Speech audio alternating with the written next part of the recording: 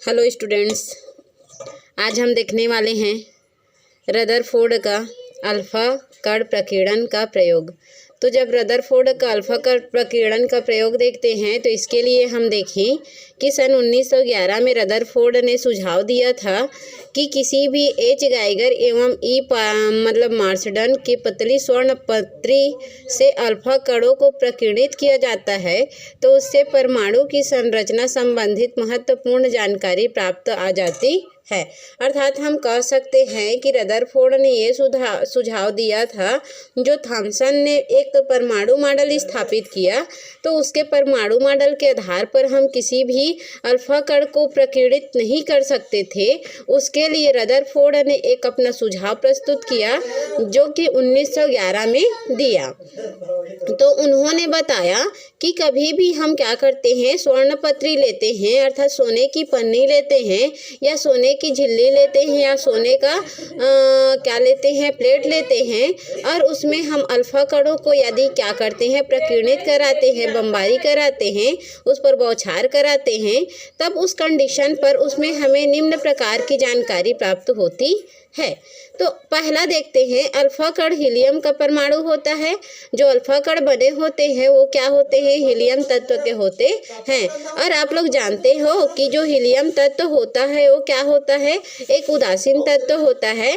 और जो उदासीन तत्व होते हैं वो क्या होते हैं, ना ही किसी को साझा करते हैं और ना ही किसी से साझा होने देते हैं। अर्थात ये जो एटम होते हैं, हीलियम जो एटम होते हैं, अल्फा जो कण होते हैं, वो ना तो किसी से कोई भी प्रकार का इलेक्ट्रॉन देता है और ना ही किसी को किसी भी प्रकार के इलेक्ट्रॉन देता है। इसमें 2 इलेक्ट्रॉन हटा दिए गए हों, इसमें से धन आवेश होता है जिसका 2 इलेक्ट्रॉन आवेश +2e इलेक्ट्रॉन के बराबर होता है और जिसका द्रव्यमान प्रोटॉन के द्रव्यमान के 4 गुना होता है। मीन्स दैट हम कह सकते हैं कि किसी भी हीलियम जो एटम होता है, हीलियम, तो हीलियम का परमाणु क्रमांक 2 होता है, तो इसीलिए इसको 2 और 0 से शो किया जाता है। जिससे 2 और 0 से शो करते हैं, जिसमें हम लोगों का ये 2 क्या करता है, तो इसके परमाणु क्रमांक को शो करता है और इसके परमाणु क्रमांक के आधार पर ये जो हीलियम होते हैं उसका जो क्या होते हैं, तो इलेक्ट्रॉन का आवेश जो है इसी +2e के बराबर होती है। लेकिन यदि इसके द्रव्यमान की बात करें तो चूंकि ये प्रोटॉन दाता तत्व या प्रोटॉन ग्राही दोनों से संबंधित नहीं होते हैं, तो इसीलिए परमाणु क्रमांक के 2 गुना हो जाते हैं जो कि उसका द्रव्यमान होता है। तो इसीलिए द्रव्यमान क्या होते हैं, इस हीलियम के एटम के 4 गुना प्राप्त हो जाती है। ठीक है, यहाँ तक कोई डाउट नहीं होगा। अब यदि इसको प्रायोगिक एक्सपेरिमेंट करके देखें हम, तो उस कंडीशन में हम क्या करते हैं, तो एक लेड की ईंट लेते हैं जो कि यहाँ से रखी हुई होती है, उसमें हम एक समांतरित्र जिसमें से अल्फा कण को गुजारा जाना है उसको रख देते हैं और यहाँ पर एक पतली स्वर्ण पन्नी को रख दिया जाता है जिस पर हम क्या करते हैं, हीलियम के कणों अर्थात अल्फा कण का बमबारी करना होता है। तो इसमें से जाने के बाद क्या होते हैं, और इसके चारों ओर जो होती है एक चल सूक्ष्मदर्शी लगा दी जाती है, जो कि क्या चल सूक्ष्मदर्शी हम किसके ऊपर लगाते हैं, तो ये जो हम स्वर्ण पन्नी लगाते हैं उसके चारों ओर हम क्या करते हैं, जिंक सल्फाइड का एक वृत्तीय पर्दा लगा देते हैं। जिंक सल्फाइड का वृत्तीय पर्दा इसीलिए लगाते हैं क्योंकि यहाँ ऋण आवेश उपस्थित होते हैं। ठीक है, जैसे ही हम क्या करते हैं, तो जो लेड की ईंट होती है वहाँ से हम अल्फा कण की बमबारी इस स्वर्ण पत्री पर करते हैं, तो स्वर्ण पत्री की ओर जब ये अल्फा कण की बमबारी की जाती है तो ये क्या होते हैं, ये जो पतली स्वर्ण पन्नी जो 2.1 × 10⁻⁻7 मीटर की होती है, उसमें से हम क्या करते हैं, जब अल्फा कण को आपतित करते हैं, आपतित करने के बाद इसके चारों ओर क्या होती है, जिंक सल्फाइड की वृत्तीय पर्दा लगी होती है। उसके वजह से इसमें बहुत सारे कण इस समांतरित्र से होते होते जाते हैं और इसके सभी कण इसमें से पार हो जाते हैं और अन्य मार्ग से क्या हो जाते हैं, परावर्तित होते हैं।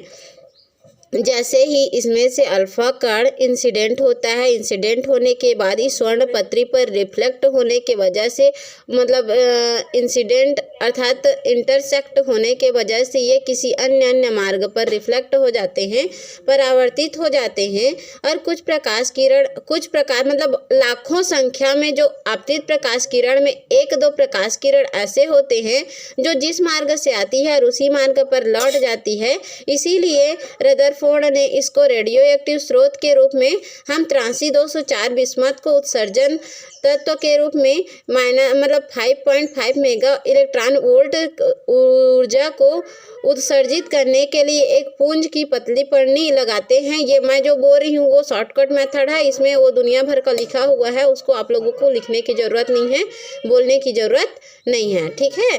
तो इसी कंडीशन पर हम देखें तो इसमें से अल्फा कण को बमबारी करते हैं तो अन्य मार्ग पर वो चल देते हैं और अन्य मार्ग से लाखों किरण जो है हर मार्ग में विचलित होने के बाद एक प्रकाश किरण इसी मार्ग से परावर्तित होती है। और उसके लिए यदि हम प्रेक्षण सारणी बनाते हैं, किस पर बनाते हैं तो अल्फा कण और इस पर बनने वाले एंगल पर यदि हम क्या करते हैं तो एक ग्राफ बनाते हैं, तो उस पर हम चर्चा करें तो इसमें हम लोगों को पता चलता है कि ये जो ग्राफ बनती है वो ग्राफ क्या होती है। तो सबसे पहले हम जानते हैं कि ये 10⁻⁻7 की होती है।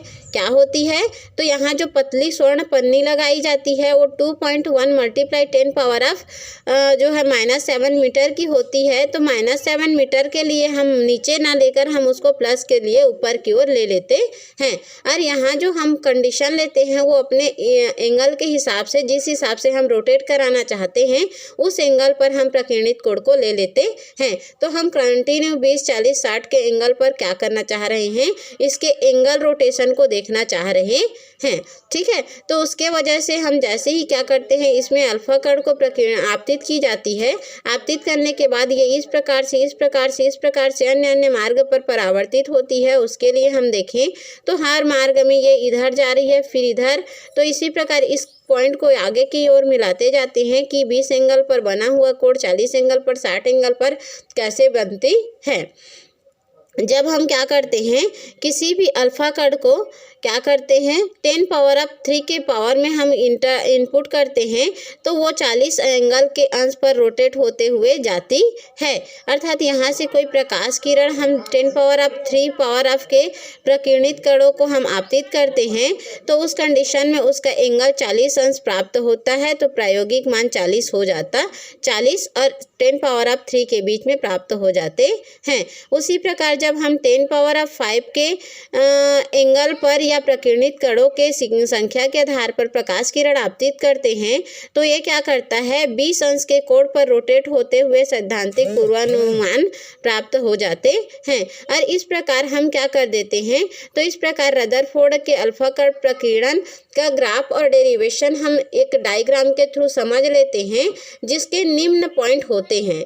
इसका पहला पॉइंट ये होता है कि आपतित अल्फा कणों में बहुत से अल्फा कण स्वर्ण पत्री के सीधे पार हो जाते हैं। वो मैं आप लोगों को बोल चुकी हूँ कि इसमें लाखों अल्फा कण क्या होते हैं, स्वर्ण पत्री से सीधे मार्ग से गुजर जाते हैं। और इनमें से कुछ अल्प कोण जो विक्षेपित होते हैं वो आपतित अल्फा कणों में केवल 0.14% केवल 1% के कोण से परावर्तित प्रकीर्णित हो पाते हैं। इसके बारे में हम चर्चा कर चुके हैं। अब यदि हम बात करते हैं कि ये 8000 अल्फा कणों को लगभग एक कण के भांति 90 अंश पर क्या करती है, प्रतिक्षेपित करती है या विक्षेपित करती है। और इस प्रकार हमने बहुत सारे कंडीशन के बारे में जाना।